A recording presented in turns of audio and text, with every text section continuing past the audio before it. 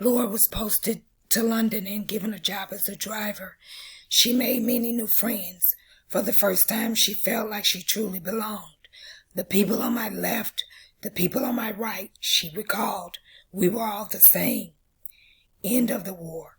In 1941, the U.S. joined the fight against Germany.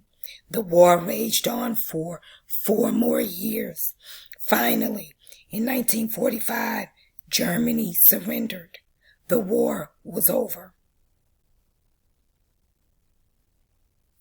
After the war, hundreds of kinder transport children found one or both of their parents, but most never saw their parents again. Few Jewish people in Nazi-occupied countries survived. Tragically, Laura's parents were killed in a Nazi death camp called Auschwitz. They were among the 6 million Jewish people the Nazis murdered.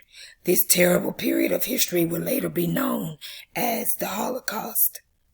Decades later, Laura sat down to tell her story to an interviewer.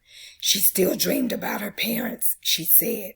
Sometimes in her dreams, her father carried her piggyback through a park in Firth. Despite all that she lost, Laura seemed to look back on her life with a sense of gratitude. After the war, she had a son and 3 grandsons. Her marriage was as happy as her parents had been.